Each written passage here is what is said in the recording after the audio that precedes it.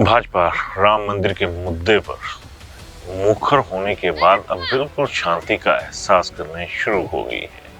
और अगर मैं हिमाचल की बात करूं तो यहाँ पर भी बीजेपी को वो बैकअप मिलने शुरू हो चुका है जिसकी आस में शायद बीजेपी ने एक बहुत लंबा वक्त इंतजार किया हुआ है। राम भगवान की प्राण प्रतिष्ठा के साथ साथ असल में अगर देखा जाए तो हिमाचल में एक साल पहले बेजान हुई भाजपा में एक बार फिर से जो प्राण हैं वो डलते हुए नजर आने शुरू हो चुके हैं। इसे बीजेपी का एक तंत्र कहिए, प्रचार तंत्र कहिए, कुछ भी कहिए, वो भावनाओं के तंत्र के साथ भी अच्छी तरह से तालमेल जो बिठा लेती है। बात तालमेल की आई तो इसमें असली जो दूसरा पार्ट आता है वो है हिमाचल में सत्तारूढ़ कांग्रेस का। और अब ये तालमेल कहां पर गड़बड़ हो रहा है, ये आज की डेट में एक बहुत बड़ा मुद्दा हिमाचल की जो राजनीति है, जो सियासत है, उसमें बन चुका है। अभिवादन स्वीकार करें, मैं उदय पठानिया। एक साल पहले जब सत्ता परिवर्तन हुआ था तब जो अहम रोल काम कर गया था वो थी कांग्रेस की गारंटियां। कांग्रेस ने 10 गारंटीज दी थी और अभी तक हाल ये है कि सिवाय ओपीएस की गारंटी के बकाया जो गारंटीज हैं वो पूरी नहीं हो पाई हैं और सरकार 1 साल का कार्यकाल पूरा करके अब 13वें महीने में प्रवेश कर चुकी है। ऐसे में सत्ता पक्ष की तरफ से थोड़ा सा जो वर्णन है वो करना बहुत जरूरी रहेगा। इस दौरान मुख्यमंत्री सुखविंदर सिंह सुक्खू सत्ता पक्ष के कैप्टन हैं। वो पूरी सत्ता को अपने हाथ में लेकर चले हुए हैं। कोई दो राय नहीं है कि सुखविंदर सिंह सुक्खू ने अपने जो सियासत का बीता हुआ काल था उसमें जितना संघर्ष किया है वो शायद ही किसी कांग्रेस के दूसरे नेता ने किया हो। चाहे वो स्वर्गीय वीरभद्र सिंह के साथ भिड़ने का हो, चाहे वो अपना अस्तित्व बचा कर रखने का हो, हर मसले में सुक्खू ने संघर्ष को एक तरह से झेला है और वो भी उस व्यक्ति के खिलाफ झेला है जिनका एक छत्र राज कांग्रेस के अंदर रहा था। अब जाहिर सी बात है कि जब लगातार सियासत में प्रताड़ित हो रहा आदमी सत्ता के शिखर पर पहुंचेगा तो उसके लिए बहुत सारी चीजें ऐसी होंगी जो कि अलग तरीके से उसको झेलनी भी पड़ेंगी। अगर सुखविंदर सिंह सुक्खू को ये फायदा मिला है कि उन्होंने अपने विरोधियों के जो वार हैं उनको झेलना सीखा है तो अब उसका हिसाब बराबर करने का वक्त भी अगर सियासत के लिहाज से देखा जाए तो अभी है। लेकिन चंद माह बाद जो लोकसभा के आम चुनाव हैं उनकी जो तैयारी है, उनका जो शंखनाद है वो हो जाएगा। तैयारी की बात करूं तो अभी तक कांग्रेस बैकफुट पे नजर आ रही है और कांग्रेस का ये रिवाज रहा है, ये हकीकत भी रही है कि जब ये सत्ता में होती है तो संगठन कहीं ना कहीं हाशिए पर ही रहता है और इस बार भी वही हो रहा है। संगठन एक तरह से पूरा हाशिए से बाहर पहुंचने के कगार पर पहुंच चुका है। जबकि दूसरी तरफ देखा जाए जिस तरह से मैंने पहले बात करी राम मंदिर वाले मुद्दे की, उसमें बीजेपी बिल्कुल फैल गई है ग्राउंड में। क्योंकि चुनाव आगे आएंगे तो चुनावी मैदान में बीजेपी ने अपनी पूरी ताकत झोंक कर रख दी है। बीजेपी का एक एक कार्यकर्ता उसको ऐसे ऐसे कार्यक्रम केंद्र से मिल रहे हैं जो केंद्रीय नेतृत्व है कि वो उसके ऊपर काम करता चला जा रहा है। मंदिरों की स्वच्छता का अभियान पूरे उफान पर है। अगर आप सोशल मीडिया पर देखें तो आपको ये साफ नजर आ जाएगा कि बीजेपी राम मंदिर के बहाने जो सफाई मंदिरों में कर रही है उस सफाई का वो आगे आने वाले दौर में तरीका बदल देगी। उसका टारगेट होगा कांग्रेस की सफाई। मंदिरों की तरह अभी तक तो यह है कि मंदिरों को चमका रहे हैं, लेकिन असल में देखा जाए तो बीजेपी कहीं ना कहीं जो आगामी लोकसभा चुनाव है उनमें अपनी चमक को बढ़ाने में पूरा जोर लगाए हुए है। अब अगर मैं हिमाचल की बात करूं तो लगातार ऐसी चीजें सामने आ रही हैं कि हिमाचल की जो सरकार है वो पटरी पर नहीं आ पा रही है। फिर सवाल उठता है कि जो सरकार की रेल है वो डिरेल क्यों हो रही, वो पटरी से नीचे क्यों जा रही।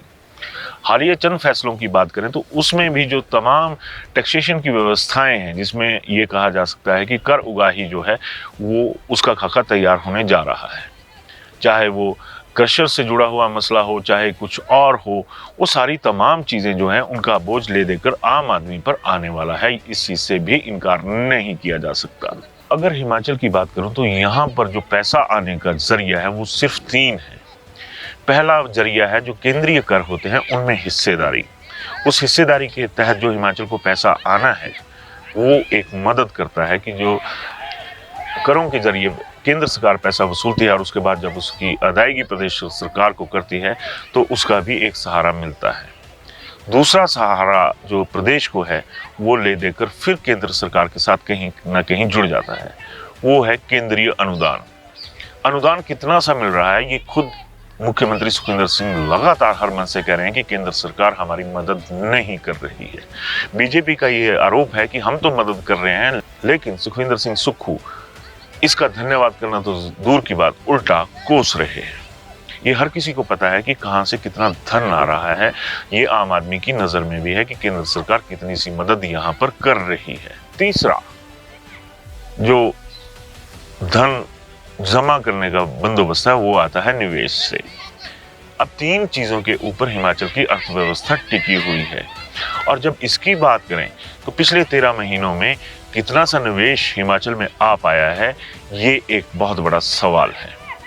अब आज की ही एक खबर है कि जो हिमाचल में ऑलरेडी काम कर रहे हैं, जो उद्योगपति यहाँ पे काम कर रहे हैं, वो पलायन करने के मूड में आ चुके हैं क्योंकि बिजली भी महंगी हो गई है और पड़ोसी राज्य जो हैं वो बिजली की दरों में भी कमी कर रहे हैं और वो बाकी सुविधाओं का खाका भी तैयार कर रहे हैं और उसकी वजह से जो यहाँ पर पहले निवेश कर चुके हैं अब वो वहाँ से हाथ खींचने के मूड में आ गए हैं। अगर ये खबर सही है तो तय मानिए हिमाचल को इससे बड़ा झटका कोई नहीं होगा क्योंकि जो सरकारी रोजगार है उसमें भी सरकार के हाथ खड़े हो चुके हैं और जो निजी क्षेत्र का रोजगार है उसमें अगर पलायन शुरू हो जाता है, उद्योग पलायन करने शुरू हो जाते हैं तो फिर हिमाचल का आम युवा जाएगा कहाँ? सरकार रोजगार देने में आनाकानी कर रही है और जो निजी क्षेत्र में रोजगार है जब उसके ही संस्थान बंद हो जाएंगे तो फिर बेरोजगारों की जो जमात है वो कहाँ जाएगी? ये सबसे बड़ा सवाल आज की डेट में हिमाचल के भीतर खड़ा हो चुका है। अगर हिमाचल सरकार के अभी तक के फैसले देखे जाएं तो उसमें जो भी कर उगाही का एक तरह से कर वसूलने का जो तरीका है उसकी मार आम आदमी पर पड़ रही है। अब चाहे भूमि रजिस्ट्रेशन हो या कुछ और हो, स्टैम्प पेपर ड्यूटी हो, वो सब बढ़ जाएंगी आने वाले वक्त में और जब वो बढ़ेंगी तो जाहिर सी बात है कि इसका लोड भी आम आदमी के ऊपर आएगा। मैं रोजगार की बात कर रहा था तो जब कांग्रेस की सरकार सत्ता में आई थी तो उन्होंने आते ही हमीरपुर का जो अधीनस्थ सेवा चयन बोर्ड था उसको भंग कर दिया था और 3 महीने का टाइम लिया था, लेकिन आज 13 महीने हो गए और इस बोर्ड के अस्तित्व का कहीं कोई अता पता नहीं है। अब सवाल ये भी उठता है कि जब करनी सरकार की है तो भरनी फिर आम युवाओं की क्यों हो? लाखों की तादाद में सारे फॉर्म्स भरे जाते हैं। अभी हाल ही में सरकार ने वन मित्र योजना शुरू करी थी और अभी तक जो आंकड़ा सामने आया उसमें ये आया है कि 56,000 युवाओं ने इस पद के लिए आवेदन कर दिए हैं। तो सोचिए कितना एक भयावह आंकड़ा है, ये कितना डराने वाला आंकड़ा है। वन मित्र की एक छोटी सी पोस्ट है, लेकिन लोगों का रोजगार का सपना बड़ा होता है तो लोगों ने वहां पे भी अप्लाई कर दिया। 56,000 आवेदन अगर आ रहे हैं तो ये अंदाज़ा लगाना भी कोई बड़ी बात नहीं है कि लोगों के अंदर रोजगार के लिए तड़प कितनी होगी और उनकी ज़रूरतें कहाँ पहुँच चुकी होंगी जो कि सरकारी खाते से पूरी होती नज़र नहीं आ रही हैं। हाल ही में सरकार ने गेस्ट फैकल्टी के तहत जो अध्यापक हैं उनकी तैनाती करने का फैसला लिया। आज मुख्यमंत्री सुखविंदर सिंह सुक्खू का ये बयान आया और एक स्पष्टीकरण भी आया कि फिलहाल हम इस प्रक्रिया को रोक रहे हैं क्योंकि लोगों में भ्रम की स्थिति बनी हुई है। तो ये सवाल बनता है कि भ्रम की स्थिति उत्पन्न हुई तो आखिर क्यों हुई? सरकार कटघरे में खड़ी हुई तो क्यों हुई? मुख्यमंत्री सुखविंदर सिंह सुक्खू को ये कहना पड़ रहा है कि भ्रम की स्थिति है।